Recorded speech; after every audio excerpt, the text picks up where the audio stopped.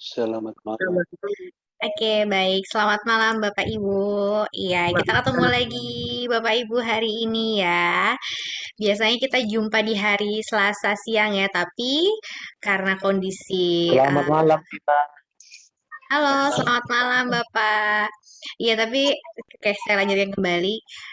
Untuk saat ini, untuk setiap hari Selasa, Dokter Winda sudah kembali ke acara offline-nya ya Bapak Ibu ya. Jadi bagi Bapak Ibu yang tinggal di Jakarta, bisa mengikuti seminar kesehatan bersama Dokter Winda langsung di kantor FAI. Oke, baik Bapak Ibu, mungkin sebagian ada yang sudah kenal saya ya, mungkin sebagian juga ada yang belum ya. Perkenalkan saya Diana, saya produk spesialis dari Forever Health Indonesia. Dan malam hari ini ya, kita akan membahas mengenai penyakit jantung, di mana penyakit jantung merupakan pembunuh nomor satu di dunia. Nah, itu data tersebut adalah berdasarkan WHO. Oke, kita langsung panggilkan saja Dokter Winda. Halo, Halo. halo dok. Oke, dimohon untuk Bapak Ibu selama nanti Dokter Winda menjelaskan materinya, eh, dimohon untuk mematikan mikrofonnya ya Bapak Ibu ya. Nah, nanti Bapak Ibu bisa memberikan pertanyaan di kolom chat dan nanti juga saya akan memberikan kesempatan Bapak Ibu bagi yang ingin memberikan testimoninya. Tentunya kami dari FAI akan memberikan hadiah menarik untuk Bapak Ibu. Oke, Dokter Indah, kita langsung saja ya, Dok ya. Oke. Oke.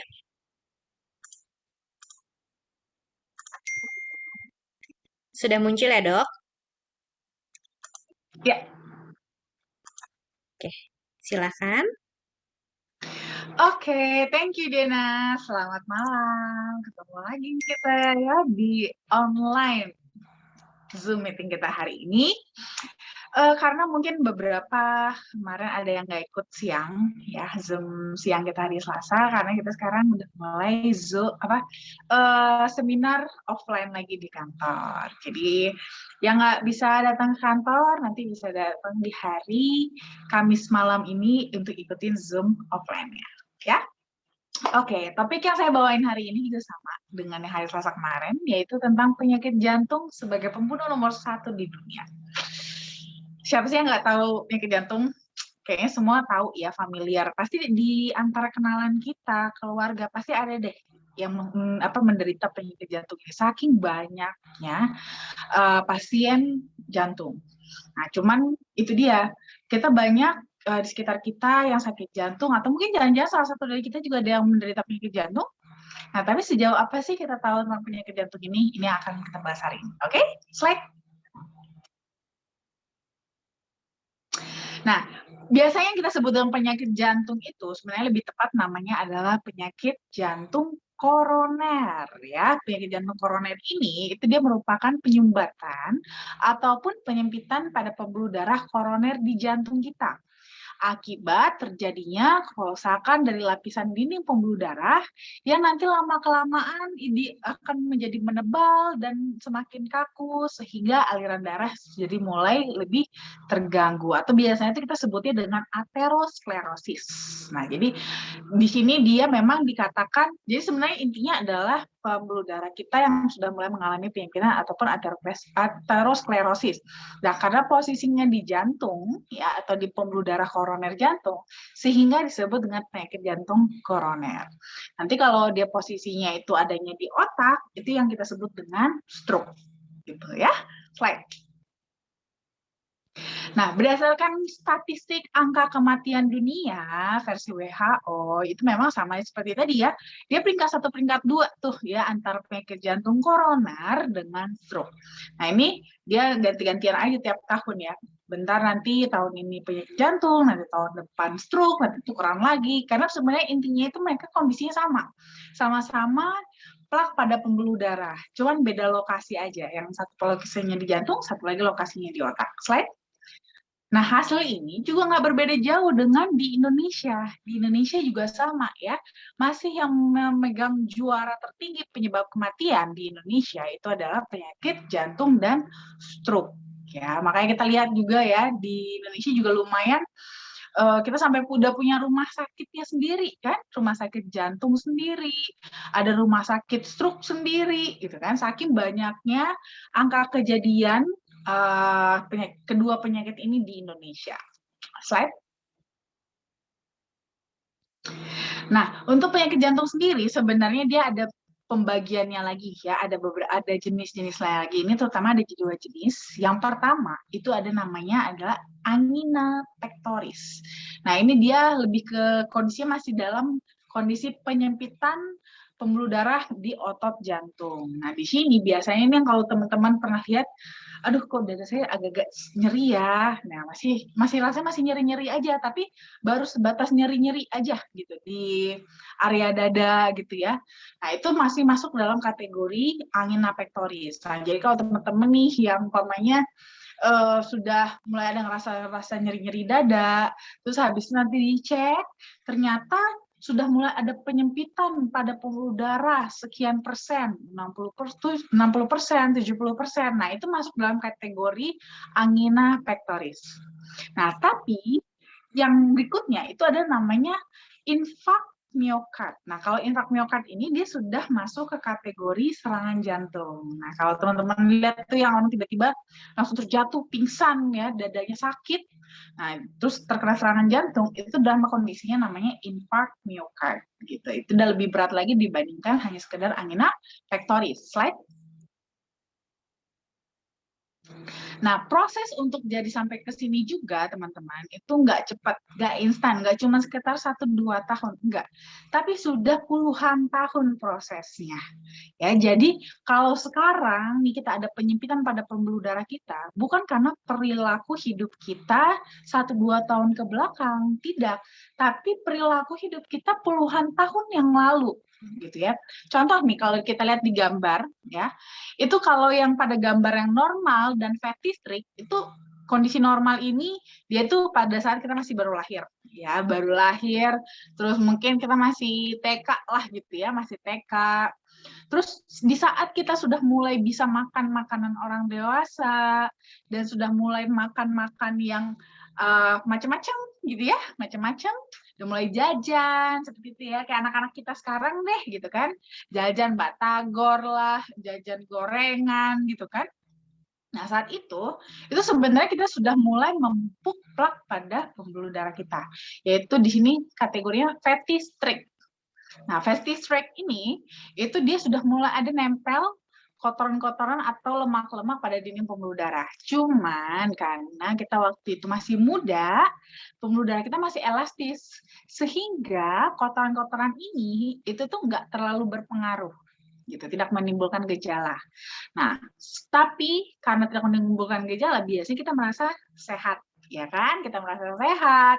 Akhirnya kebiasaan itu kita teruskan lagi, ya, berlanjut lagi nih sampai SMP, SMA, kuliah. Nah, makan makin sembarangan, makin suka-suka hati, tidak memperhatikan kesehatan, ya. Penebalan ini makin menebal. Nah, kotoran-kotoran tadi semakin menebal, semakin menumpuk, bahkan sudah mulai mengeras. Nah, sudah mulai mengeras. Nah, tapi dia bertahap-tahap sedikit demi sedikit. Nah, inilah nanti sudah mulai ada sebenarnya gejala-gejalanya, cuman mungkin kita nggak ngeh. Seperti contohnya, gejalanya adalah salah satunya adalah pegel-pegel. Nah, siapa di sini yang pernah ngerasain pegel-pegel? Pasti semua pernah ngerasakan kayak badannya pegel-pegel nih, gitu kan? Nah, pegel-pegel ini sebenarnya adalah salah satu tanda di situ area tersebut pembuluh darah kita sudah mulai menyempit atau tidak lancar. Nah, inilah tahap di mana fibros plak. Nah, tapi kadang-kadang karena itu lagi, karena dia berada di lokasi-lokasi yang menurut kita tidak berbahaya, tidak esensial, jadi kita suka abaikan. Gitu kan, cuman pegel-pegel doang, biasa, capek, kerja, habis olahraga, gitu kan, seperti itu. Kira-kira kita abaikan. Kita terus melanjutkan pola makan kita sampai usia 20-an, apalagi merasa biasanya masih muda, bebas makan apa aja, ya kan? Nah, usia 20-an, awal 30-an itu semakin terus kita biasakan makan yang sembarangan, makin lama itu semakin menebal lagi sampai masuklah ke fase aterosklerotik plak. Nah, aterosklerotik plak inilah dia sudah penyempitannya sudah lebih dari 50%. Nah, ini sudah lebih dari 50%. Nah, tapi sama juga bisa terasa, bisa enggak. Tergantung lokasinya di sebelah mana. Nah, tapi teman-teman, inilah justru yang sebenarnya kita harus hati-hati banget. Ya, disinilah yang paling sering kejadiannya. Nanti usia 30-an ya, 32, sekarang belakangan 35, 36, tiba-tiba serangan jantung. Serangan jantung dan dicek ternyata harus sudah pasang ring. Nah, karena ini baru diketahui sudah ada aterosklerotik plaknya gitu ya. Itu masih mending kalau seandainya masih sekedar di angina pectorisnya saja. Yang berbahaya kalau tiba-tiba jadi infark miokard. Itu contohnya adalah kasusnya pada yang sering banget kita temuin sekarang ya, beberapa belakangan ini, terutamanya beberapa tahun belakangan ini kita sering temukan kejadiannya padahal masih muda, terlihat sehat, lagi olahraga tiba-tiba serangan jantung dan habis itu langsung meninggal. Nah, ini dia yang kita takutkan karena dia mendadak pindah ke plak ruptur. Jadi karena merasa masih muda, sepertinya tidak ada plak ya, sehat-sehat saja, akhirnya aktivitas tinggi, pada saat aktivitas tinggi itu tekanan darahnya naik. Tekanan darah yang naik itu malah bisa menghantam plak-plak yang sudah ada di dalam pembuluh darahnya. Sehingga plak ini resikonya malah bisa lepas.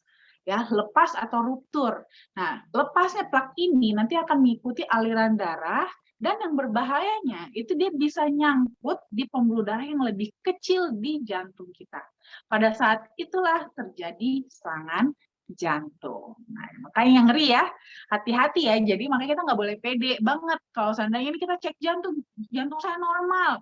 Belum tentu yang di jantung yang bikin kita serangan jantung. Bisa aja plak dari tempat lain. Slide. Nah, faktor resikonya apa aja? Yang pertama pastinya itu adalah hipertensi. Ya, tekanan darah tinggi, siapa saja yang punya tekanan darah tinggi itu beresiko banget untuk terkena penyakit jantung koroner ini. Karena memang dari hasil studi Framingham-nya sendiri, itu terutama yang tekanan darahnya di atas 160/95, itu dia 5 kali lebih besar resikonya dibandingkan yang tekanan darahnya tuh normal ya di bawah 120. Nah, apalagi kalau udah hipertensi, habis itu diabetes juga, itu 2 kali lipat lagi lebih beresiko ya, jadi 10 kali lipat lebih beresiko dibandingkan yang normal. Terus juga selain itu hiperkolesterol ya atau kolesterol tinggi itu juga bisa menyebabkan beresiko juga untuk nantinya meliding kepada penyakit jantung koroner, di mana tadi kita tahu ya plaknya itu dibuat dari kolesterol. Nah, kalau kita kelebihan kolesterol yang lebih ini itu beresiko untuk nempel-nempel di dinding pembuluh darah dan membuat tumpukan-tumpukan yang berisiko nantinya bisa membuat pembuluh darah kita jadi sempit. Dan itu adalah peran dari yang namanya LDL atau biasa kita bilangnya tuh kolesterol jahat. Nah, tapi asalkan kita imbangi dengan HDL atau kolesterol baik, itu masih bisa agak ketolong. Kenapa? Nanti HDL itu akan mengikat LDL supaya LDL-nya itu nggak nempel di dinding pembuluh darah kita dan membuat sumbatan. Slide. Nah, selain itu juga menjadi faktor resiko dari penyakit jantung koroner adalah merokok. Lo kok merokok bisa sih, Dok? Nah, sebenarnya sih merokok itu bukan dia langsung ya membuat jadi kita berisiko penyakit jantung koroner. Tapi masalahnya rokok itu dia merusak kadar HDL di dalam darah kita. Sedangkan tadi kita tahu HDL itu yang berperan untuk mengikat LDL supaya LDL kita nggak nempel di dinding pembuluh darah. Nah, kalau HDL kita dirusak, ini LDL kita tuh bisa lari kemana-mana, bisa nemplok di dinding pembuluh darah kita di mana saja dan membuat sumbatan. Itulah nanti akhirnya kita jadi bisa kena penyakit jantung koroner juga ya. Apalagi semakin banyak ya kita merokok setiap harinya itu semakin berat ya merokoknya, perokok berat itu maka akan semakin banyak juga HDL yang dirusak. Otomatis itu ibarat kata tuh kayak kita justru menurunkan pertahanan kita gitu ya, sehingga kita jadi lebih rentan untuk terkena penyakit jantung koroner. Nah, selain itu, salah satu lagi resikonya juga adalah diabetes mellitus. Karena memang diabetes mellitus sendiri itu bisa dibilang adalah ibu dari segala macam penyakit, ya. Pada dasarnya memang diabetes mellitus sendiri itu dia bisa merapuhkan pembuluh darah kita sehingga pembuluh darah kita jadi lebih gampang ditempel atau dilengketin sama si tadi kolesterol jahat. Akhirnya buat sumbatan deh, ya. Apalagi nih untuk wanita dengan diabetes mellitus itu resikonya masih lebih tinggi dibandingkan pria dengan diabetes mellitus. Slide. Nah, selain itu ada juga mungkin memang sudah ada masalah pada jantungnya ya, mungkin ada masalah pada kelainan EKG, terus gaya hidup yang salah, faktor stres ya. Terus habis itu juga bisa pola makannya tadi ya, termasuk juga ya lifestyle, pola makan, kurang olahraga, itu semua bermasalah, tidak baik, tidak di maintenance, itu bisa melit juga atau membawa kita menjadi berisiko terhadap penyakit jantung koroner. Slide. Nah, ini tadi yang saya bilang tentang infark miokard atau serangan jantung. Nah, jadi kalau pada infark miokard atau serangan jantung ini, itu dia itu sudah terjadi sumbatan total, teman-teman. Ya, sumbatan total pada pembuluh darahnya, sehingga aliran darah itu benar-benar nggak bisa lewat. Namanya tidak ada aliran darah, ya, otomatis area dari otot jantung kita yang harusnya diperdarahi sama si pembuluh darah tersebut itu nggak dapat asupan darah, nggak dapat asupan oksigen, nggak dapat asupan nutrisi. Akhirnya dia nggak bisa bekerja, tidak bisa bermetabolisme, dan ini bisa mengakibatkan si sel-selnya itu lama-lama jadi mati, mengalami kematian sel. Nah, kalau mati, otomatis dia nggak bisa mompa. Nah, karena nggak bisa pompa, terjadi gagal pompa, itulah saatnya kita jadi si pasien ini akan mengalami serangan jantung. Dan kondisi ini, teman-teman, sering banget terjadinya justru bukan karena adanya plak yang memang asalnya dari pembuluh darah jantung sendiri. Faktanya memang lebih dari 90% yang mengalami serangan jantung ini justru akibat plak dari tempat lain. Plak yang pecah dari tempat lain ikut aliran darah, lalu menyumbatlah di pembuluh darah jantung yang lebih kecil. Akhirnya terjadilah infark miokard. Nah, makanya jangan sepele ya yang suka pegal-pegal, hati-hati di situ sudah mulai ada plak-plaknya loh. Slide.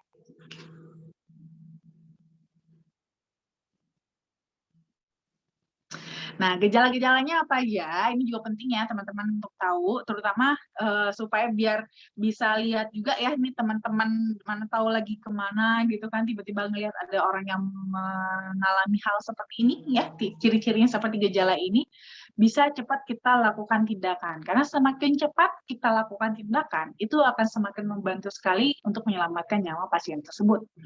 Nah, untuk serangan jantung sendiri, itu dia nyeri dadanya tuh khas banget.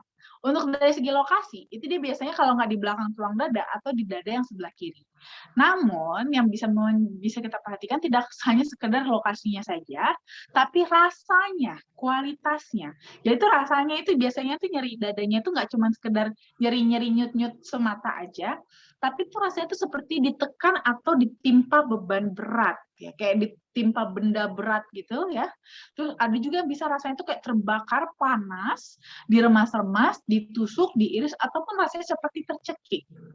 Dan yang paling khas juga ya dari gejala pada serangan jantung adalah adanya penjalaran. Jadi dia tuh gak cuma sekedar di dada saja, tapi bisa menjalar nih dari dada, menjalar ke turun ke bawah, itu bisa ke lambung. Atau bisa naik ke atas sampai ke leher, ke rahang, bisa juga ya. Atau menjalar bisa sampai ke bahu, atau sampai ke ujung-ujung jari. Bisa juga, atau nyerinya di dada dari depan bisa tembus sampai ke belakang ke punggung kita. Nah, biasanya ini khas banget, jadi ada penjalarannya. Jadi ini juga termasuk salah satu cara kita untuk membedakan apakah ini serangan jantung atau GERD atau MAH. Nah, karena kalau GERD ya biasanya ya pada orang yang mungkin biasanya MAH tuh ada namanya GERD yang luka pada lambung. Nah, ini rasanya juga sama. perihnya itu perih-perih panas gitu kan, dan rasanya kan posisinya juga agak ke dada juga ya. Tapi biasanya pada GERD itu tidak ada rasa penjalaran. Nah, kalau pada serangan jantung itu dia ada rasa menjalar, nyerinya itu menjalar, menyebar gitu ya. Dan selain itu juga ada gejala penyerta seperti rasa sukar menghirup, sesak nafas, keringat dingin, pucat, panik gitu ya. Nah, itu kalau kita melihat ada gejala seperti ini, kita bisa mengambil kesimpulan kalau ini adalah sedang terkena serangan jantung. Slide. Nah, ini kira-kira untuk ilustrasi gambarannya saja ya, seperti tadi yang saya sudah jelaskan. Slide. Nah, kalau ketemu kasus ini kita harus ngapain nih ya? Nah, tadi kan kita sudah pastikan dari gejala-gejalanya, oh ini kayaknya bener nih kayak kata dokter Winda nih, ini kayaknya jangan serangan jantung. Terus kita apain?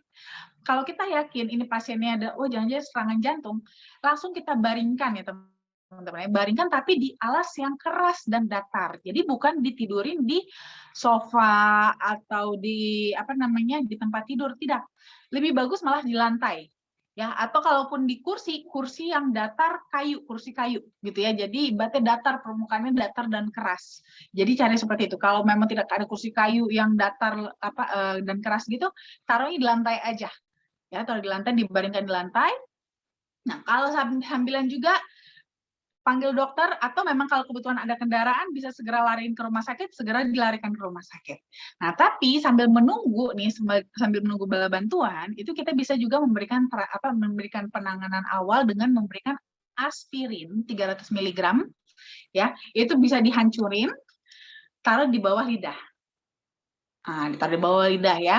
Nah, lebih bagus lagi kalau teman-teman memang bisa melakukan resusitasi, ya resusitasi itu lebih bagus lagi tuh ya. RJPO ya atau resusitasi itu teman-teman bisa lebih bagus lagi karena itu bisa membantu untuk menyelamatkan nyawa pasien gitu. Karena memang angka kematiannya tertinggi terutama justru malah di jam-jam pertama ini. Ya, slide. Nah, yang paling penting sebenarnya adalah kita cegah ya teman-teman ya. Jadi sebaiknya sih memang teman-teman jangan penasaran gimana rasanya serangan jantung ya, karena sangat tidak enak dan mengerikan ya. Jadi kalau bisa memang kita cegah, jangan sampai kita serangan jantung. Cara mencegahnya pada dasarnya memang dengan kita merubah gaya hidup dan menjaga diet pola makan kita. Kita bisa kalau mempunyai kelebihan berat badan, mulai turunkan berat badan ya, yang lebih ideal ya. Lalu juga yang bisa merokok, di stop merokoknya, yang mulai malas olahraga, mulai olahraga yang teratur, nggak usah harus yang berat-berat, ringan-ringan aja, yang penting rutin, dan mulai mengelola stres kita ya, jangan gampang stres, be happy aja. Nah, lalu kita untuk makan ya kita harus bisa lebih coba lagi ya, yang mas makan buah dan sayur nih ya. Ayo banyakin lagi yuk makan buah dan sayurnya. Terus kurangin dulu, agak dikurangin garamnya ya, garam, makanan yang berkolesterol tinggi, lemak jenuh, terus juga kurangin alkohol. Dan seperti ini bisa agak membantu juga, setidaknya kalaupun kita sudah punya plak nih di dalam pembuluh darah kita, tidak semakin menebal plaknya ya. Slide. Nah, memperkenalkan produk kesayangan kita yaitu flavanol, di mana flavanol ini merupakan ekstrak biji kakao yang masih mengandung 80% flavanol murninya. Slide. Nah, flavanol sendiri itu dia merupakan salah satu dari 6 kategori flavonoid yang merupakan subkelas dari polifenol. Nah, kandungan flavanol yang tinggi pada kakao itu ternyata terbukti secara klinis itu bermanfaat sekali untuk fungsi kardiovaskular kita. Jadi, kalau kita mengkonsumsi cocoa flavanol dalam waktu pendek ya, short term effect yang kita dapatkan, itu kita akan mendapatkan dilatasi atau pelebaran pembuluh darah. Jadi di sini walaupun nih pembuluh darah kita tuh sudah mulai ada kotor-kotor plaknya, tapi karena dia lebih elastis, masih bisa melebar, sehingga diameter di tengahnya itu bisa melebar lagi, tidak menyempit. Nah, itu kan jadi ibarat kata kita jadi seperti kita masih anak kecil ya, pada saat anak kecil. Kotor sih, tapi karena masih elastis, jadi ketolong deh, gitu kan? Nah, tapi kalau kita rutin konsumsinya untuk jangka panjang, itu juga kita bisa mendapatkan manfaat antioksidan yang dimana ini perlu banget kita perlu banget untuk kita butuhkan dalam tubuh kita, karena itu nanti akan membantu untuk menjaga dinding-dinding pembuluh darah kita yang masih sehat biar nggak ikutan rusak juga. gitu ya. Nah, namun untuk mendapatkan kandungan flavanol yang tinggi ini juga nggak gampang, teman-teman ya. Harus menggunakan metode ekstraksi yang tepat supaya kadar flavanolnya tidak rusak. Slide. Nah, untuk menjaga kadar flavanolnya ini tetap tinggi, itu produsen kita itu Barry Callebaut itu menggunakan metode ekstraksi yang sudah mereka patenkan, di mana metode ekstraksi yang mereka gunakan ini terbukti dapat mempertahankan hingga 80% kadar flavanol murninya. Nah, di mana ini kalau kita bandingkan dengan metode proses pembuatan coklat yang konvensional, itu dia lebih rusak, lebih banyak yang rusak untuk kandungan flavanolnya, sehingga berusak itu bisa sampai hanya tersisa 40% saja. Nah, dengan metode yang digunakan Barry Callebaut ini, dan hanya mereka saja menggunakan metode ini, itu bisa dapat mempertahankan kadar flavanol murninya 2 kali lipat lebih banyak dibandingkan pada proses pembuatan coklat konvensional. Slide. Nah, selain itu juga kita sudah ada juga studi klinis ya, di mana di sini termasuk bisa kita manfaatkan ya untuk membantu kita mencegah dari penyakit jantung koroner, yaitu adalah dengan menurunkan berat badan. Karena dari hasil studi klinis, ternyata ekstraksi kokoa itu bermanfaat untuk menurunkan berat badan dengan cara meregulasi ekspresi gen dalam memetabolisme lemak. Jadi bagus nih untuk fat burner. Jadi ibaratnya lemak-lemak dalam tubuh kita itu bisa dibakar gitu ya untuk menjadi energi supaya berat badan kita bisa lebih seimbang. Slide. Nah, selain itu juga, bahkan ada pada suatu penelitian, itu subjek yang diberikan 300 ml koko yang mengandung kadar polifenol yang sangat tinggi, itu ternyata selama periode 6 jam setelah dia mengkonsumsi kokoa, itu ditemukan penurunan adesi molekul pada permukaan trombosit. Di mana kondisi ini, itu membuat trombosit kita cenderung tidak melekat dengan molekul lain dalam darah. Jadi kalau dia nggak melekat nih dalam darah, dia nggak membentuk gumpalan. Ya, tidak membuat gumpalan sehingga membuat mencegah darah kita itu menjadi kental. Nah, respon ini itu respon yang sama pada saat kita mengkonsumsi obat pengencer darah, seperti salah satunya adalah aspirin. Nah, tadi kalau teman-teman ingat, sebelumnya kan saya ada katakan, kalau terjadi serangan jantung, salah satu yang bisa kita lakukan adalah bisa dengan memberikan aspirin 300 mg yang kita gerus ya, dihancurkan lalu ditaruh di bawah lidah. Itu untuk membantu mengencerkan darah supaya aliran darahnya itu bisa bisa nyempil bilangnya bisa nyempil di lubang di celah yang tinggal sedikit lagi dari pembuluh darah kita. Nah, ini kalau kita nggak dapat aspirin, itu kita bisa mendapatkan manfaat yang sama dengan mengkonsumsi flavanol. Jadi nggak ada aspirin, flavanol pun jadi. Ya, slide. Nah, selain itu kita juga sudah dapat scientific opinion juga dari EFSA atau European Food Safety Authority, di mana dengan banyaknya penelitian yang sudah dilakukan, kita bisa mengklaim manfaat produk kita bahwa kokoa flavanol itu dapat membantu memelihara elastisitas pembuluh darah, di mana nantinya itu akan berkontribusi dalam mendapatkan aliran darah yang lebih normal. Slide. Jadi buat teman-teman, buat maintenance kita sudah bisa mengkonsumsi kokoa flavanol mulai dari 5 gram setiap harinya. Tapi buat teman-teman yang punya masalah seperti tadi sudah ada penyakit jantungnya, mungkin kolesterolnya tinggi, ada hipertensi, ada diabetes, kebutuhan merokok juga ya, berat badannya berlebih. Nah, untuk menjaga apalagi kebutuhan memang mungkin sudah ada faktor resiko ya dari keturunan, di mana mungkin ada orang tua yang menderita penyakit jantung koroner, itu harus bisa menjaga dengan lebih ekstra dengan mengkonsumsi kokoa flavanol mulai dari 3 kali 5 gram atau sekitar 15 gram setiap harinya. Jadi kita mulai jaga kesehatan jantung kita mulai dari sekarang. Thank you.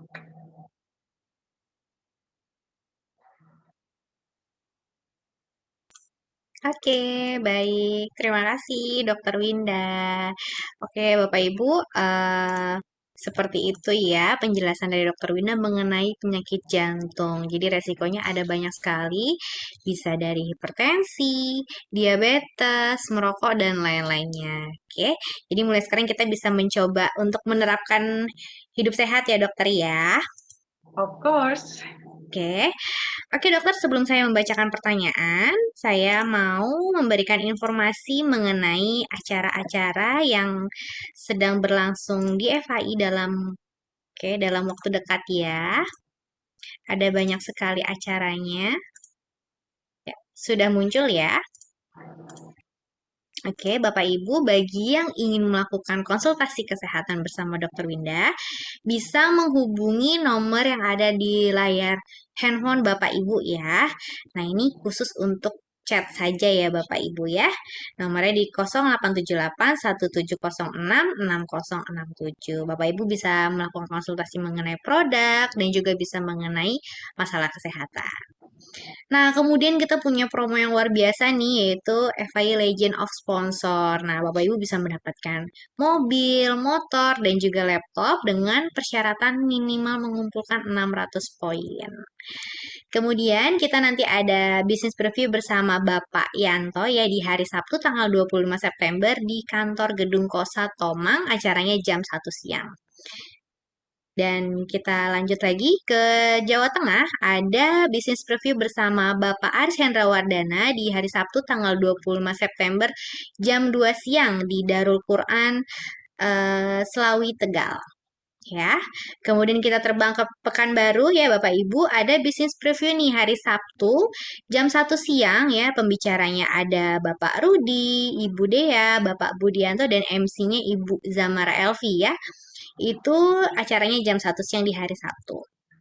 Kemudian kita terbang lagi ke Sumatera Barat ya, di Hotel Triza. Di sana ada acara bisnis preview tanggal 25 September jam 1 siang.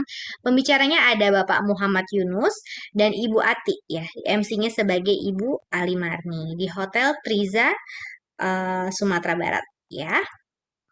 Kemudian kita lanjut lagi ke bisnis preview bersama Bapak Oteh dan juga Ibu Maswah di hari Minggu jam 2 siang di Hotel Royal Victoria Kutai, Kabupaten Kutai Timur.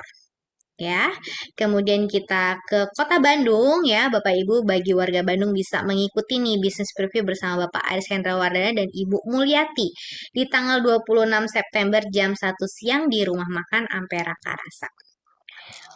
Luar biasa ya Bapak Ibu ya acaranya. Berbagai provinsi ada. Oke. Oke dokter, saya akan membacakan pertanyaannya ya dok ya. Kita mulai dari...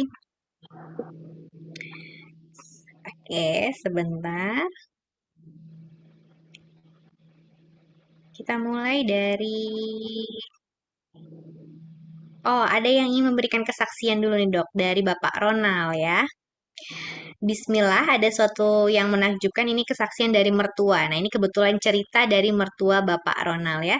Mertua saya menderita hipertensi sejak tahun 2015. Beliau rajin sekali kontrol ke rumah sakit karena masih mendapat jaminan BPJS sebab beliau pensiun ASN ya. Bulan lalu beliau sempat bilang disarankan dokter untuk pasang ring di jantungnya. Lalu saya mengajak beliau nonton Zoom Dr. Winda tentang penyakit hipertensi. Dan akhirnya beliau mau konsumsi flavanol ya. Nah, 2 hari berlalu tiba waktunya harus rawat inap untuk pemasangan ring. Yang bikin saya kaget adalah malam ini beliau minta jemput pulang. Setelah saya jemput, beliau cerita tidak jadi pasang ring di jantungnya karena kata dokter jantungnya mulai membaik dan tekanan darahnya terkontrol baik ya. Wow, luar biasa sekali kuasa Allah melalui perantara flavanol ini. Bapak Ronald bisa bantu. Halo Bapak. Iya, bisa menyalakan mikrofonnya Bapak dan juga kameranya. Halo Bapak. Iya, Oke. halo. Halo Bapak Ronald. Halo, selamat malam. Selamat malam. Ya, sebenarnya itu kisahnya udah jeda antara didiagnosa untuk pasang ring dengan mengkonsumsi itu ada jeda sekitar 2 minggu. Ya, jadi disuruh dokter untuk minum obat selama 2 minggu. Namun setelah didiagnosa itu pas banget waktu itu siang-siang di hari Selasa ada Dokter Winda yang bahas masalah hipertensi. Jadi beliau juga nonton dan akhirnya beliau mengkonsumsi gitu kan. Dan pada saat di hari H beliau sudah opname kemudian udah rawat inap ya, jadi kita tinggal karena nggak boleh ditungguin.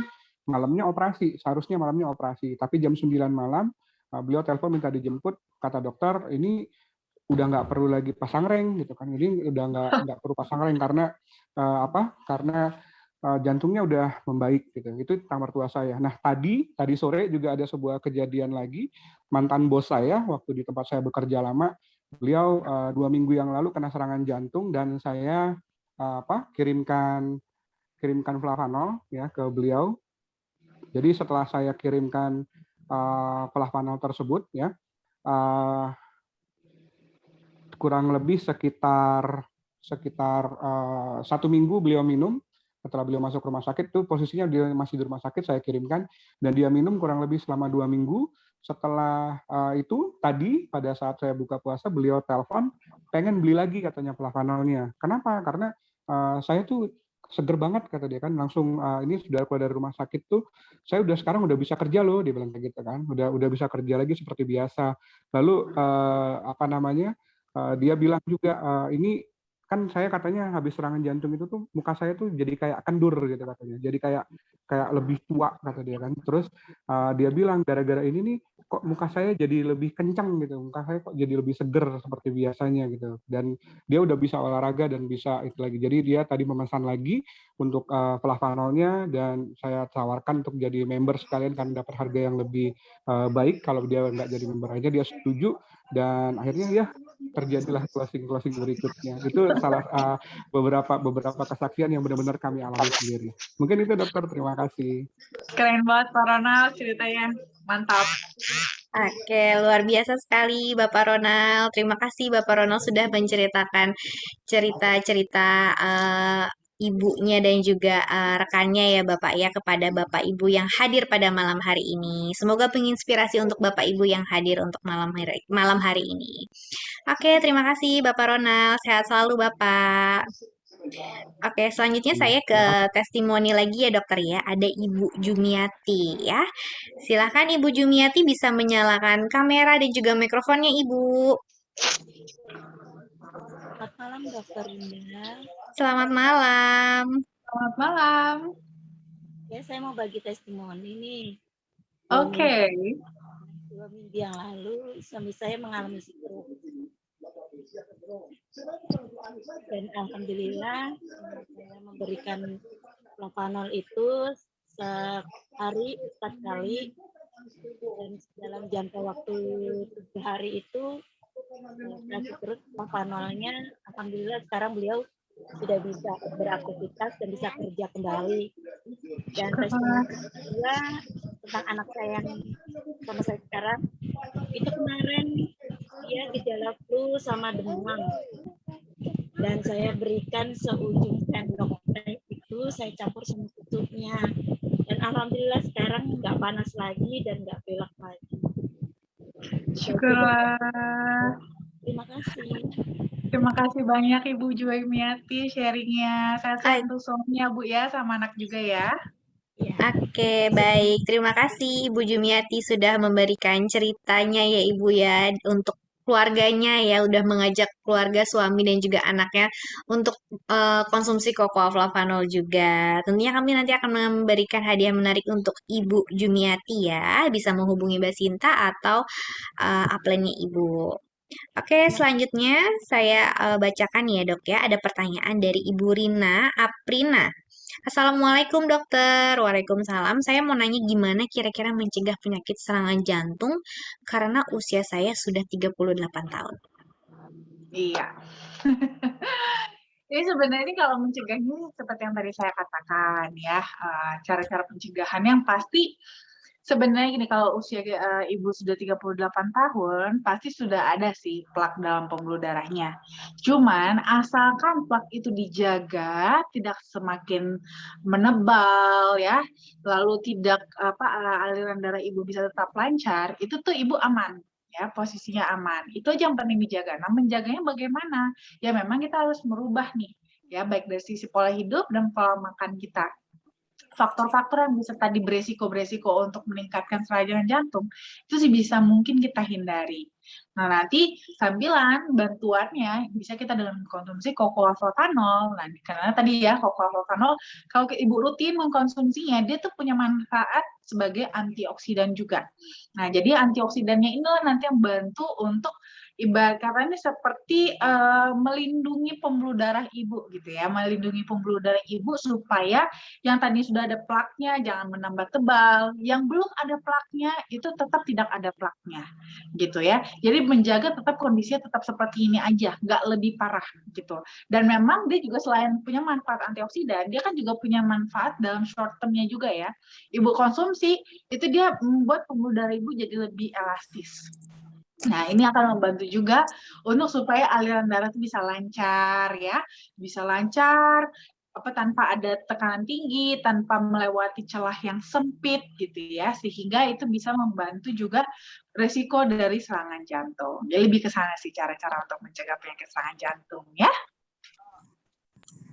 Oke, baik. Terima kasih, Dokter Rina. Semoga menjawab ya Ibu Rina ya untuk pertanyaan Ibu ya. Oke, kemudian ada testimoni lagi nih dok ya. Malam hari ini kita ada banyak sekali testimoni ya dari Ibu Rusna Samarinda. Silakan Ibu Rusna bisa menyalakan kamera dan juga mikrofonnya Ibu. Bisa. Oke, Ibu. Assalamualaikum, selamat malam dok, selamat malam Mbak Diana dan teman-teman. Waalaikumsalam Ibu, selamat malam. Silakan Bu Rusna. Sebelum mengkonsumsi koko flavanol, saya mengalami pergelangan tangan saya itu sakit. Kemudian berat badan saya dengan tinggi 155, berat badan saya waktu itu hanya 50 kilo. Jadi saya terlalu kurus ya. Alhamdulillah rutin konsumsi koko flavanol, badan saya naik 5 kilo dan saya tambah sehat. Terima kasih. Wah, selamat Bu Oke, Rusna. baik. Terima kasih Bu Rusna. Jadi juga bisa menaikkan berat badan ya Bu ya. Tentunya ya, tidak hanya untuk membantu penurunan berat badan, tapi juga bisa menaikkan berat badan. Tentunya menjadi ideal ya Bu ya. Iya. Oke, baik. Terima kasih Bu Rusna. Nanti kami dari manajemen akan memberikan hadiah menarik untuk Ibu ya. Bisa menghubungi Mbak Sinta atau upline nih Ibu Rusna. Terima kasih Bu Rusna sudah memberikan ceritanya. Oke, Sama-sama. kemudian saya ke Bapak Gusram ya. Assalamualaikum warahmatullahi wabarakatuh. Waalaikumsalam Bapak Gusram. Semoga pertanyaan saya ini masih relevan dengan topik malam ini ya. Dan semoga Dokter Rina tidak berkeberatan dengan pertanyaan saya. Saya ingin bertanya dengan pengidap Stephen Johnson berkenan dengan penyebab atau mengatasi atau menyembuhkannya. Silakan dokter. Oke, kalau untuk Steven Johnson ini kan sebenarnya adalah reaksi alergi ya. Reaksi alergi di mana di sini memang bentuk reaksi alerginya itu lumayan ekstrim. Nah, kalau seperti ini, memang kita harus lebih hati-hati, sangat hati-hati sekali. Karena kita harus yakin dulu apa untuk apa sih namanya penyebab infeksi, penyebab alergi itu terhadap bahan apa. Nah, kalau memang aman, benar-benar aman nih, dia tidak ada alergi terhadap bahan-bahan yang ada dalam kandungan cocoa flavanol, itu boleh kita kasih cocoa flavanol, karena kan cocoa flavanol kan dia efek antioksidannya juga bisa membantu untuk menekan sistem imunnya itu supaya tidak terlalu sensitif dan terlalu agresif. Dan sifat antiinflamasinya juga itu bisa membantu untuk peradangan akibat dari reaksi imunitas tersebut. Jadi bisa membantu untuk mempercepat recovery dari kondisi Steven Johnson-nya gitu ya. Cuman tadi tetap ya kalau saran saya benar-benar harus dipastikan dulu sama sekali tidak ada alergi terhadap kandungan di dalam cocoa flavanol. Karena kalau Steven Johnson ini dia termasuk kategori alergi berat yang mengancam nyawa. Jadi kita nggak bisa main-main atau sembarangan untuk Steven Johnson ya. Oke, baik. Terima kasih. Jadi kita bisa melakukan pengecekan alergi gitu ya, Dok ya? Iya, jadi memang harus di-make sure dulu sama dokternya yang menangani, ini alerginya terhadap apa. Oke, baik. Terima kasih, Dokter Winda. Semoga menjawab ya, Bapak Gusram ya. Oke, selanjutnya saya ke Bapak Evosimam ya. Selamat malam Dokter Winda, saya mau tanya, ibu saya usia 77 tahun, jatuh kepleset lengannya lengser ya. Lengan siku tangannya bengkak dan tangan tangan ibu saya eh, plat waktu dulu pernah kecelakaan patah ya. Saat ini ibu saya hanya baring saja di tempat tidur. Saya tidak bawa ke rumah sakit, hanya diurut rawat patah tulang di rumah. Yang saya ingin tanyakan, apa coklat ini bisa membantu penyembuhan ibu saya? Oke. Nah, di sini sebenarnya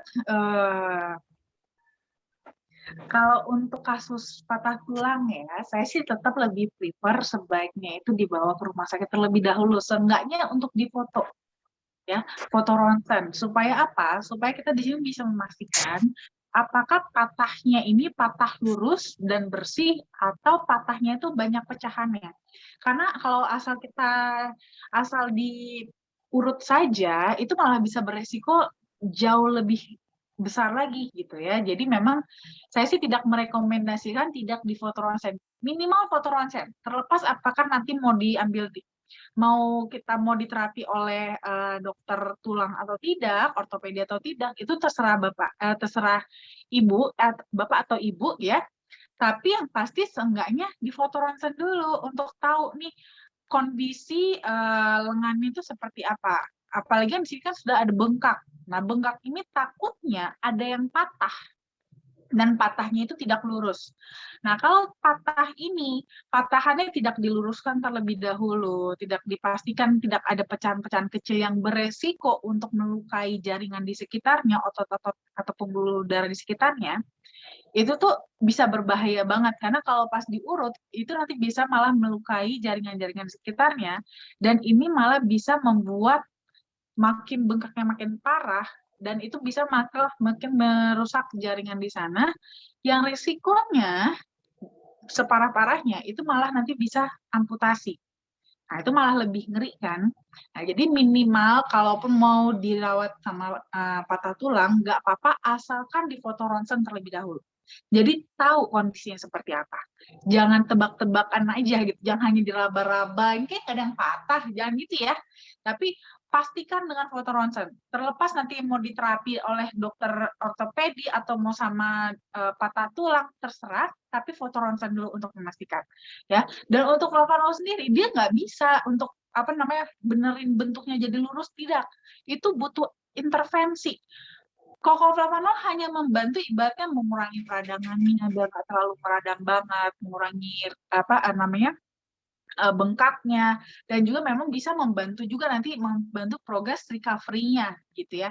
Tapi kalau seandainya namanya patah tulang gitu kan, kalau tidak dikembalikan dulu ke posisi yang semula, kalau nanti dia nyambung lagi, nanti nyambungnya juga nggak bagus gitu. Dan itu nanti malah bisa ke depannya itu malah bisa mengganggu kualitas hidup dari ibunya, bapak atau ibu Evosimam sendiri gitu ya. Jadi kalau saran saya sih sebaiknya foto ronsen dulu untuk memastikan kalau bagus tulangnya nggak ada masalah, diurut ke patah tulang nggak masalah ya. Nanti baru tinggal kombinasi sama minum Flavanol untuk supaya lebih cepat untuk recovery-nya. Tapi pastikan dulu dengan foto ronsen ya. Oke, baik. Terima kasih, Dokter Winda. Oke, semoga cukup jelas ya Ibu Fitri ya, jawabannya ya Bu ya. Kemudian kita mendapatkan testimoni lagi nih dok dari Ibu Ida Faridah. Ibu Ida bisa menyalakan kamera dan juga mikrofonnya Ibu. Halo Ibu, Ibu Ida. Iya, Ibu Ida. Sudah menyalakan kameranya, tinggal mikrofonnya aja Ibu. Oke, Halo Ibu. selamat malam, Mbak. Malam juga, dokter. Selamat malam Bu Ida. Aku mau testimoni. Ya, alhamdulillah. Halo, Halo Ibu, silakan Ibu. saya baru 1 box konsumsi Flavanol. Alhamdulillah, ambeien saya terus kondisi alergi, saya punya gatal dan kulit wajah saya juga sekarang udah lembab.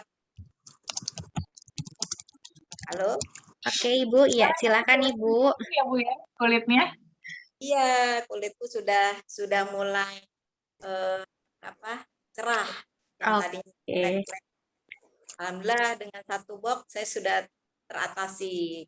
Terima kasih Mbak Diana, Bu Dokter yang sudah memberikan nutrisi flavanol ini.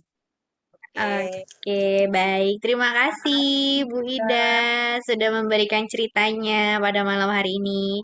Semoga Bapak Ibu bisa langsung konsumsi juga cocoa flavanolnya ya supaya bisa dapat kulit yang glowing seperti Bu Ida. Terima kasih Bu Ida, sehat selalu. Oke, selanjutnya dokter. Oke, untuk Bu Ida nanti kami akan memberikan hadiah kepada Bu Ida bisa menghubungi upline ataupun juga ke Mbak Sinta ya Ibu ya. Oke, kemudian saya akan membacakan pertanyaan kembali. Oh, oke, di sini masih Bapak atau Ibu Ramdiani ya. Mau membagikan ceritanya Ibu Ramdiani atau Bapak Ramdiani? Iya, Oh, Ibu. Oke, Ibu. silahkan Ibu. Iya. Bisa menyalakan kameranya Ibu. Udah nyala Halo, belum? Ibu ya. Iya, Sebentar. halo. Halo Ibu, kameranya belum nyala Ibu. Silahkan. Kok enggak ini?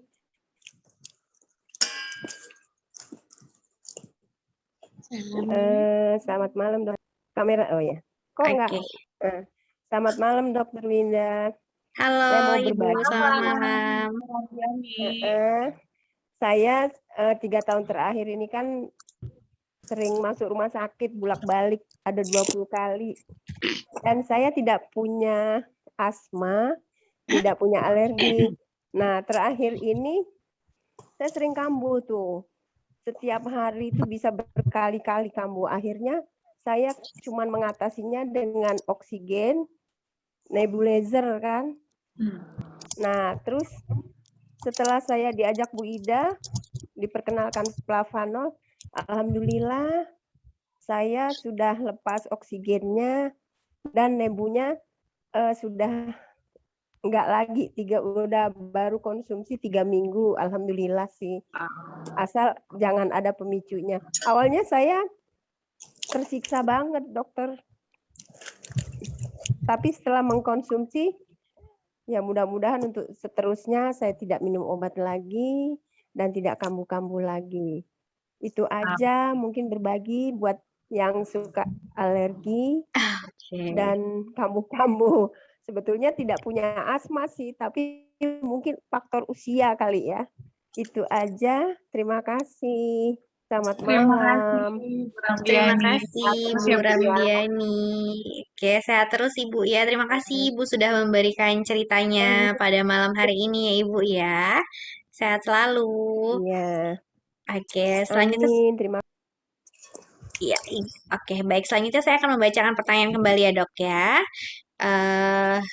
Super Tim ya, Super Tim FAI ya. Selamat malam Dokter Winda, mau tanya nih, kalau coklat FAI ini bisa buat yang ingin program anak ya, atau bisa buat kesuburan supaya bisa punya keturunan. Terima kasih. Iya, kalau untuk kesuburan bisa ya. Jadi memang bisa membantu untuk menjaga ya atau meningkatkan kualitas dari ovum dan spermanya. Jadi supaya lebih memungkinkan untuk terjadinya konsepsi gitu, atau pembuahan. Nah, tapi di sini tetap dengan catatan memang tidak ada masalah pada organ reproduksinya ya. Gitu, kalau ada masalah pada organ reproduksinya kan harus ditangani gitu kan. Nah, tapi kalau sudah nggak ada, cuman ibaratnya tinggal lebih ke kesuburannya aja, itu bisa dibantu dengan cocoa flavanol ya. Oke, baik. Terima kasih Dokter Winda. Semoga membantu ya Bapak ya untuk jawabannya. Oke, selanjutnya dari Ibu Sandra ya. Selamat malam Dok, bagaimana terapi flavanol untuk kasus diabetes? Ini ginjal ya Dok ya? Aki dan kardiovaskular dengan general weakness. Oke, silakan Dok. Iya, pada dasarnya sebenarnya ini adalah penyakit-penyakit yang masih berkorelasi dengan pembuluh darah, gitu ya, masih berkorelasi dengan pembuluh darah, sehingga di sini memang justru flavanol yang lumayan berperan di sini, memang kerjaannya flavanol gitu ya, berperannya di sini. Nah, kalau di sini memang kita anjurkan kalau sudah ada penyakit-penyakit ini, sebaiknya konsumsinya itu mulai dari 3 kali 5 gram atau sekitar 15 gram seharinya. Gitu yang dianjurkan. Nah, ini nanti masih bisa lebih tergantung dari yang dirasakan oleh tubuh per masing-masing pasien tersebut gitu. Oke, baik. Terima kasih. Jadi kita bisa lakukan sebagai pencegahan ya, Dok ya. Oke, selanjutnya dari Ibu Fitri ya, ada pertanyaan saya lagi. Anda konsumsi flavanol apa boleh ya, Dok ya, di mix dengan obat herbal lain? Kalau boleh dikasih jaraknya berapa jam? Iya, obat herbal lain boleh, obat dokter juga boleh. Gak ada masalah kok untuk flavanol dikonsumsi di mix dengan apa saja. Cuman mungkin memang baiknya diberi jarak. Kayak biasanya sih kita idealnya memberikan jarak itu sekitar 1 sampai 2 jam gitu supaya ibaratnya kasih kesempatan masing-masing untuk bereaksi terlebih dahulu dan kita juga bisa lebih enak untuk mengevaluasinya nanti gitu, bisa menilai satu persatu. Kalau kita gabung sekaligus minumnya itu bisa bias nanti reaksinya yang mana. Nah, tapi kalau kita beri jarak, kita beri satu-satu tuh memberikan respon gitu ya. Jadi kasih jarak aja sekitar 1 sampai 2 jam ya. Oke, baik. Terima kasih, Dokter Winda. Semoga membantu ya, Ibu Fitri ya. Kemudian saya lanjutkan lagi dari Bapak Agus ya. Halo Diana dan Dokter Winda, selamat malam. Selamat malam, Bapak. Saya mau tanya, Dok, kalau minum flavanol berapa kali untuk turunkan berat badan? Silahkan, Dokter. Oke. Nah, kalau ini memang berbeda-beda masing-masing orang ya. Sebelumnya kita pernah ada juga yang testimoni itu justru minumnya cuma 1 kali 5 gram. Itu efektif dalam menurunkan berat badan. Kalau saya kebetulan nih saya juga lagi karena lagi program juga ya untuk turunin berat badan. Itu saya minumnya itu 1 kali juga malam tapi sekitar 10 gram. Nah, saya 10 gram dengan makan seperti biasa aja, tidak terlalu dijaga, nggak dikurang nggak diet ketat, hanya biasa seperti biasa aja, makan seperti biasa, dan olahraga cuman olahraga ringan aja, nggak olahraga gym juga, itu lumayan juga efektifnya juga turun berat badannya. Jadi memang perlu di trial sih ya Pak ya, nanti Bapak harus trial juga yang pas untuk tubuh Bapak itu berapa, karena akan tergantung pada apa saja sih masalah yang ada dalam tubuh kita gitu. Nah, kita kan nggak bisa atur flavanol itu kita konsumsi hanya untuk nurunin berat badan. Kebetulan concern kita adalah diturunin berat badan, tapi bisa aja ternyata tubuh kita juga lagi ada masalah lain yang juga membutuhkan flavanol. Sehingga kadarnya nanti bisa terbagi. Dan kalau namanya kadarnya terbagi, keefektifannya dalam tujuan yang tadi kita maksudkan, itu otomatis bisa jadi lebih menurun. Nah, kadang-kadang untuk di situ kita perlu dosis yang agak lebih bertambah. Nanti jadi di-adjust aja, di-trial aja ya. Mulai dari 5 gram, nanti kalau kayak ini kurang efektif, naikin ke 10, naikin ke 15, dan seterusnya. Ya. Oke, baik. Terima kasih, Dokter Winda. Semoga cukup jelas ya, Bapak Agus ya. Jadi bisa dicoba karena memang itu sesuai dengan kebutuhan masing-masing ya. Oke, selanjutnya dari Ibu Elsya. Beliau bertanya, adik saya tiba-tiba wajahnya bengkak, Dok. Ya, menurut dokter itu gejala penyakit apa? Bolehkah dikasih flavanol? Terima kasih, Dokter. Oke, wajah bengkak ini bisa macam-macam banget sih ya. Masalahnya itu bisa macam-macam kalau bengkak. Bisa karena kelebihan natrium, bisa. Atau bisa macam-macam banget sih kalau seperti ini. Sebaiknya sih kalau dipantau dulu aja. Ini bengkaknya apakah bertahan selama beberapa waktu tetap bertahan bengkak atau hanya beberapa jam saja bengkak, habis itu nanti berkurang dengan sendirinya bengkaknya. Kalau berkurang dengan sendirinya sih nggak ada masalah. Tapi kalau bertahan bengkak terus sampai beberapa hari, nah ini sih kalau saran saya sebaiknya dicek ke dokter karena takutnya ada masalah, ada gangguan pada organ. Biasanya ini kalau seperti ini kalau nggak jantung atau ginjal biasanya. Nah, itu bisa supaya bisa dicek lebih lanjut ya.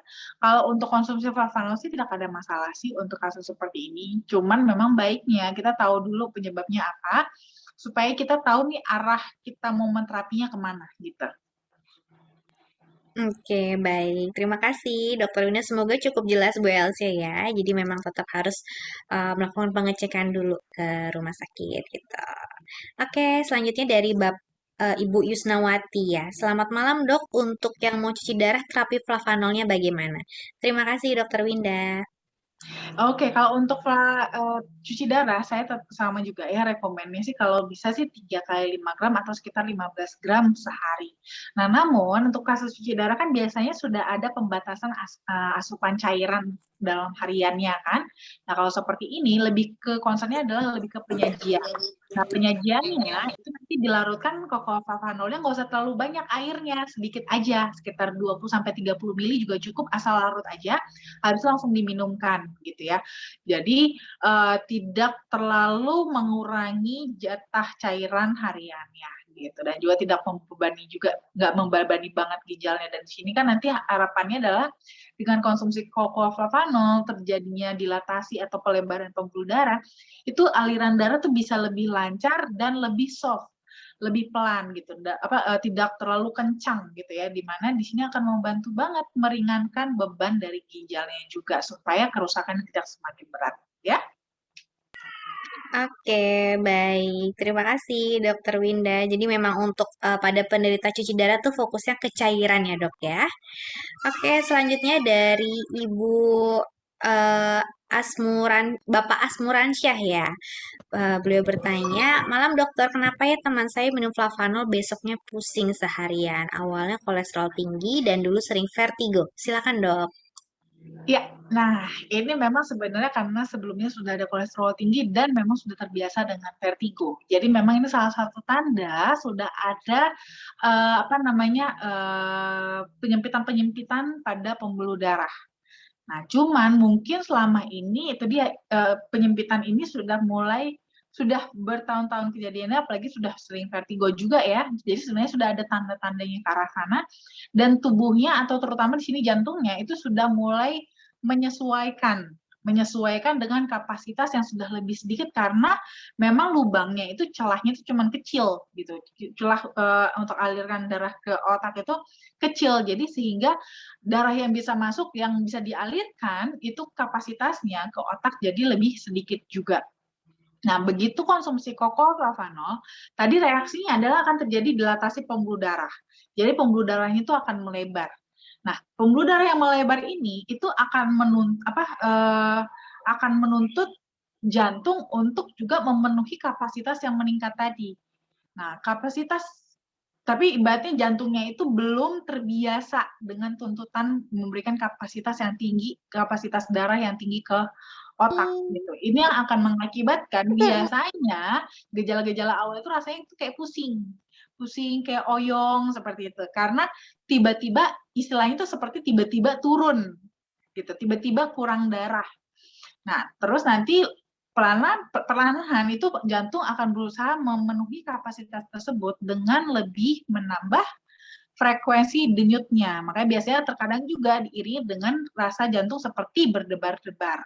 Itu memang salah satu cara jantung untuk mengkompensasi, mengejar kekurangan asupan darah yang ke otak. Sebenarnya kalau seperti ini nggak apa-apa kok, dibawa istirahat saja dan perbanyak minum air putih supaya cairannya jadi lebih banyak dan bisa lebih cepat untuk mengisi kekurangan cairan otaknya, gitu. Cairan darah untuk ke otak, gitu. Jadi nggak apa-apa, diterusin aja. Ya, bawa istirahat aja. Nanti lama-lama juga udah nggak pusing lagi kok. Itu karena lagi fase penyesuaian gitu. Oke, baik. Terima kasih, dokter. Oke, selanjutnya dari Ibu Desi Paramita ya. Selamat malam, dok. Saya ada customer yang memiliki masalah dengan insomnia ya. Saya minta untuk diminum malam, tapi dia bilang nggak ada reaksi apa-apa. Tapi di customer saya yang lain ada reaksinya jadi mengantuk. Ini gimana ya, dok? Terima kasih. Iya, memang ini bisa berbeda-beda per masing-masing orang karena memang kondisi atau respon tubuhnya juga berbeda-beda. Ada yang mengkonsumsi flavanol itu malah jadi seger. Ada yang konsumsi flavanol itu malah jadi mengantuk. Kebetulan saya sih beruntung yang mengantuk ya minum flavanol. Nah, jadi malah kalau minumnya malam itu malah bisa ngantuk dan bisa malah tidur enak malamnya. Nah, nanti kalau kayak gini sebenarnya di trial aja. gitu. Dia reaksinya lebih kemana? Kalau lebih ke justru yang segar, minumnya di pagi justru ya, jangan jadi diminum malam. Karena kalau diminumnya malam malah nggak ngaruh, jadi malah makin segar, jadi malah makin berlanjut insomnianya. Nah, jadi kalau kayak gitu diganti ke minumnya pagi.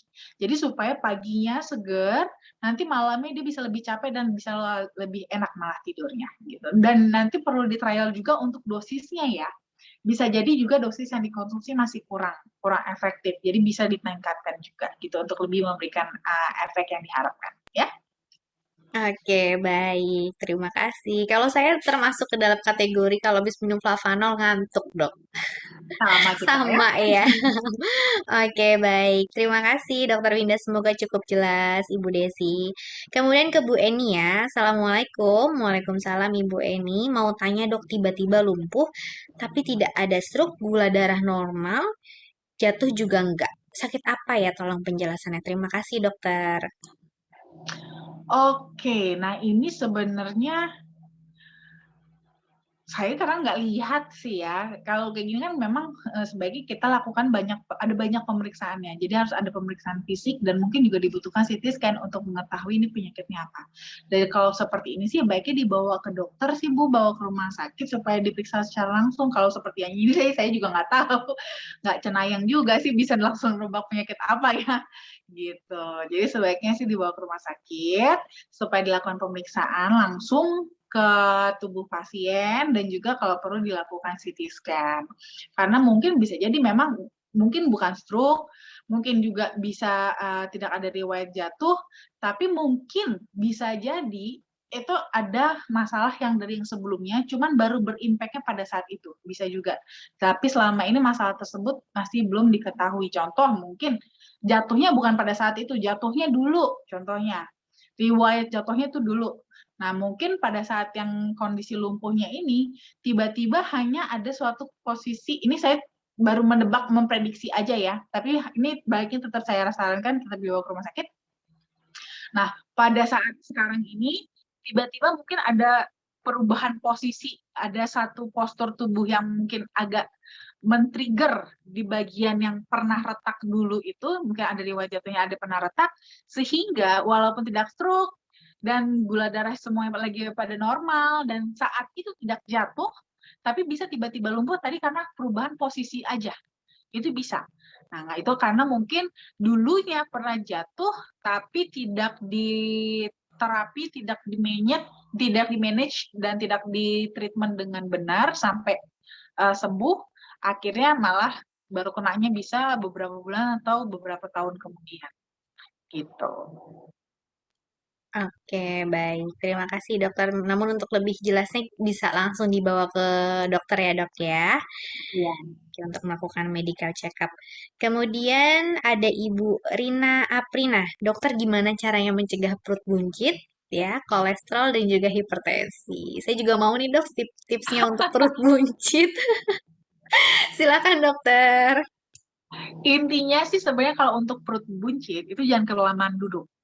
Ini sih di situ harus banyak bergerak, jalan ya, supaya jadi perut kita tuh juga nggak buncit, nggak tertahan sehingga lama-lama jadi membuncit seperti itu gitu. Jadi pembakaran lemak kita juga bisa lebih merata gitu ya, sehingga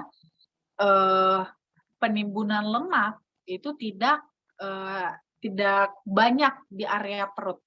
Dan yang penting juga termasuk juga adalah mengkontrol makanan, asupan makanan. Jadi intinya sih sebenarnya lebih ke balance aja sih, balance aja antara kalori yang masuk dengan kalori yang keluar gitu. Kalau lagi banyak makan ya berarti harus langsung olahraga apa nih yang supaya ibarat kata untuk membayar kalori yang berlebih tadi seperti itu. Itu termasuk berlaku juga pada kolesterol dan juga hipertensi. Yang penting lebih ke manage aja gaya hidup, lifestyle, sama makanan.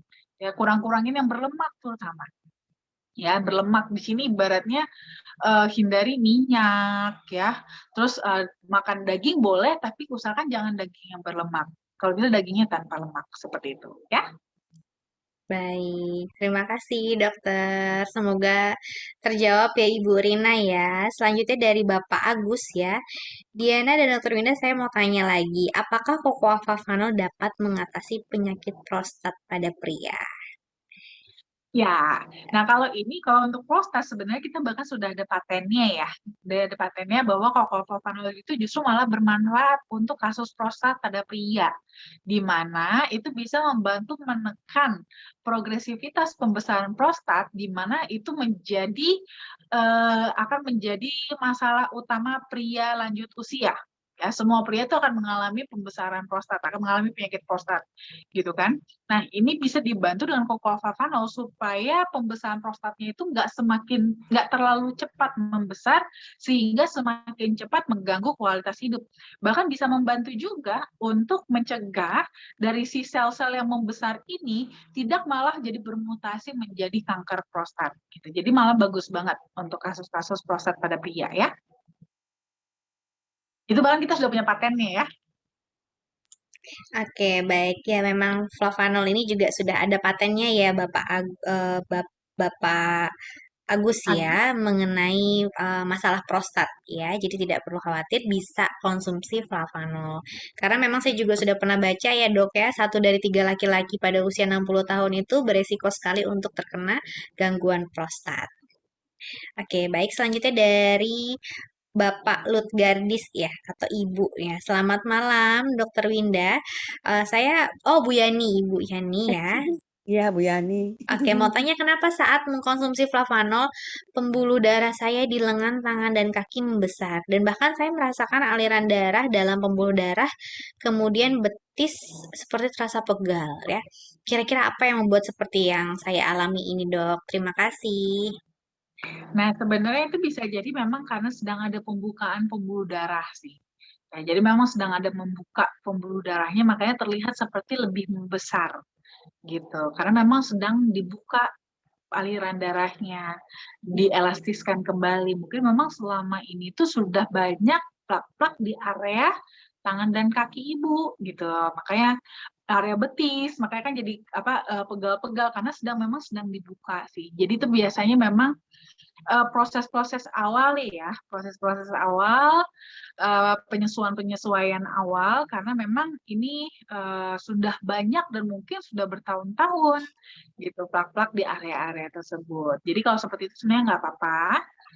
Ibu tetap boleh meneruskan konsumsi propanolnya, tapi ini justru menjadi catatan untuk Ibu Yani ya, untuk benar-benar kali ini adalah menjaga banget pola hidupnya, pola makannya, supaya jangan makin parah plak-plaknya, ya. Terima kasih, Dokter. Sama-sama, Bu Yani. Baik, terima kasih Bu Yani, sehat selalu. Oke, selanjutnya dari Ibu Listia. Assalamualaikum, selamat malam Dok. Bagaimana cara untuk mengatasi ambeien yang sudah lama? Silakan Dokter. Nah, kalau untuk ambeien, pada dasarnya ambeien itu kan nanti kumat-kumatan ya. Nanti kumat lagi, membaik. Itu sebenarnya kembali lagi pada pola kita sendiri sih.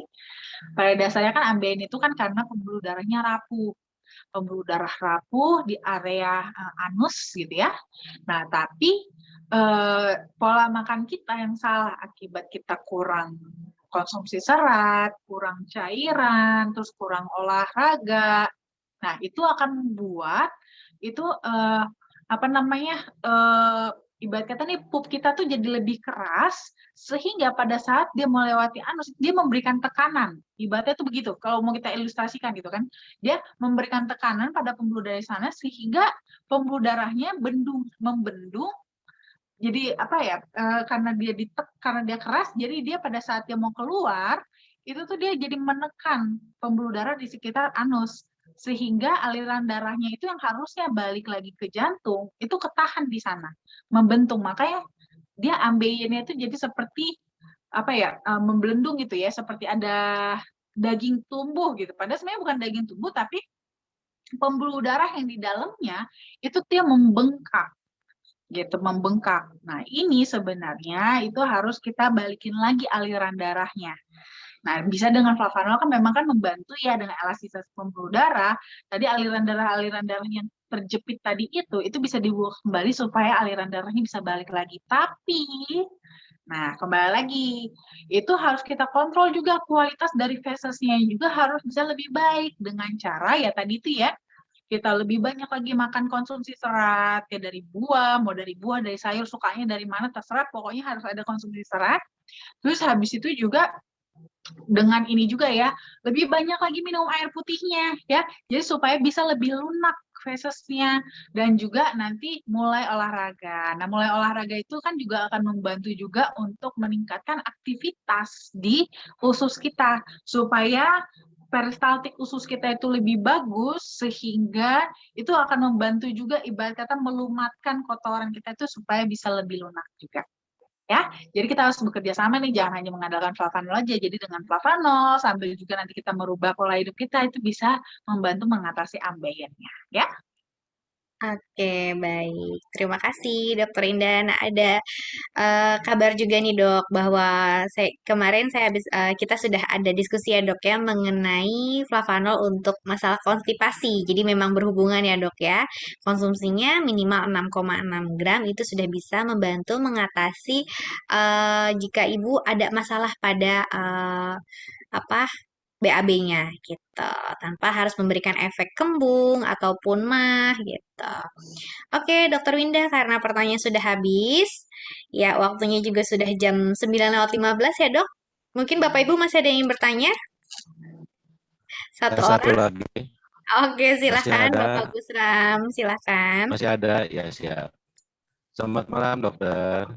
Malam, Bapak Gusram. Ya, siap. Saya hanya melanjutkan saja pertanyaan dari kawan saya yang chat langsung ke WA saya. Chatnya begini, Dok. Kemungkinan besar ini kasusnya adalah kasus jantung. Jadi pas dengan tema sekarang. Kalau dari hasil kateterisasi ternyata tidak bisa dipasang karena sumbatannya sudah terlalu banyak. Ada yang sekitar 70 sampai dengan 100% lah. Dan divonis harus menjalani operasi bypass jantung. Vonis pada tahun 2020 dan belum dilaksanakan karena masih belum berani, takut, Dok, ya. Yang namanya operasi sesar bypass itu seperti apa. Nah, untuk penjagaan selama ini minum obat-obatan dari dokter jantung.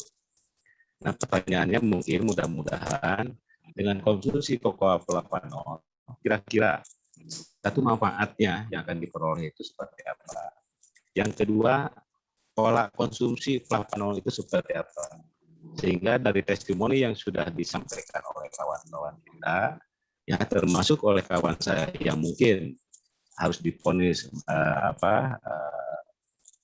bypass jantung kan gitu ya, ini bisa teratasi. Yang kedua, Dok, mungkin yang terakhir. Tadi di sini dikatakan ada kawan ya yang mengalami kalau di sini sih bro ya, yang masalah dubur itu apa, Dok? Ambeian. Nah, ambeian. Bagi ambeiannya yang sudah pasca operasi, kira-kira manfaat dari makan flavanol ini seperti apa, Dok? Dan dosisnya pola makan itu juga seperti apa? Terima kasih, Dokter, atas kesempatannya. Selamat malam. Oke, baik. Saya jawab yang pertama dulu ya, Pak Gusram ya. Nah, justru di sini karena kan kebetulan memang kalau sudah banyak titiknya itu sangat, kalau sudah lebih, biasanya sih kalau kita tuh sudah lebih dari 3 titik itu dianjurkan memang untuk sudah pasang bypass, apalagi kalau seandainya dia sudah lebih dari 3 titik, di mana ini titiknya di pembuluh darah yang cukup besar, itu biasanya sudah dianjurkan untuk bypass. Nah, ini apalagi kalau sudah lebih dari itu, bisa sampai 5 atau 7 gitu, 7 titik gitu ya, itu lebih dianjurkan lagi untuk dilakukan bypass. Cuman untuk melakukan bypass kan juga nggak gampang, ya kan? Pasien sendiri juga harus kondisinya juga harus kompatibel juga ya, harus fit juga. Belum lagi mungkin bisa jadi karena terkadang yang sering saya temukan juga di lapangan adalah masalah biaya juga gitu kan, sehingga disuruh bypass tapi belum tentu bisa langsung bypass juga gitu kan. Akhirnya terpaksa menunda. Nah, untuk sementara ini pasien hanya bisa dengan konsumsi obat dokter. Nah, untuk kasus seperti ini itu boleh banget untuk konsumsi cocoa flavanol. Jadi untuk supportingnya juga, untuk membantu juga supaya bisa agak-agak yang ibarat kata nih, yang tadinya si titik-titik yang sudah mungkin ada yang 70%, itu bisa agak sedikit melebar lagi, jadi 60, jadi 50, bukan menghilangkan plaknya ya, hanya supaya bisa pembuluh darah itu bisa dibikin lebih elastis biar bisa agak ngelebar aja. Jadi supaya diameter di tengahnya itu bisa lebih lega gitu. Nah, jadi bisa lebih ke sana. Itu bisa boleh dibantu dengan Flavanol. Nah, itu boleh banget dibantu dengan Flavanol. Nah, nanti untuk minumnya itu bisa yang seperti biasa yang kita anjurkan itu memang mulai dari 15 gram atau 3 kali 5 gram. Jadi nanti nyamannya aja mau sekali minum 15 atau minumnya 3 kali masing-masing 5 gram. Nah, ini dosisnya juga bisa dilebihkan lagi, bisa lebih lagi, lebih tinggi, tergantung tadi nanti yang dirasakan ya, rasanya gimana. Kalau kira-kira dengan 15 gram, kayaknya masih belum terlalu terasa, mau dinaikin jadi 20, jadi 25, jadi 30, terserah, boleh, nggak masalah kok. Diatur aja.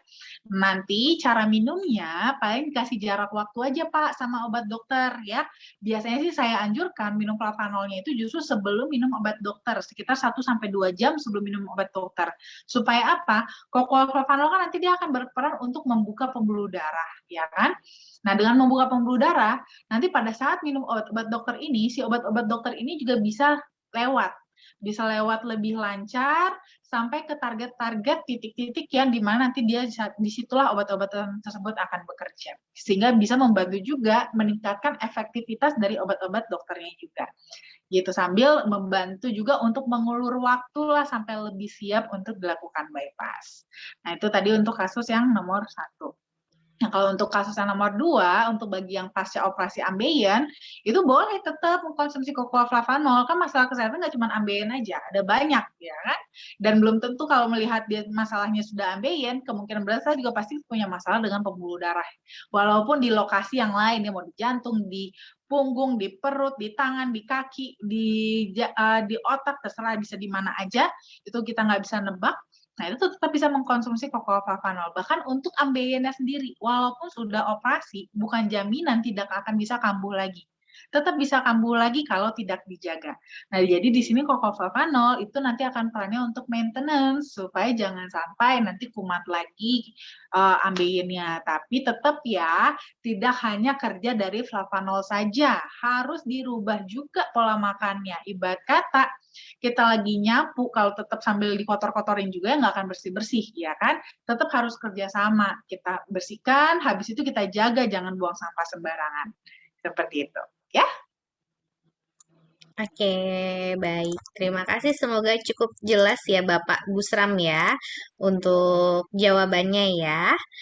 Oke, Dokter Indah, karena waktunya juga sudah jam 9:22 ya. Ini Zoom-nya cukup panjang ya malam hari ini, banyak sekali yang memberikan testimoni, banyak juga yang memberikan pertanyaan. Kita akhiri saja Dok untuk Zoom pada malam hari ini.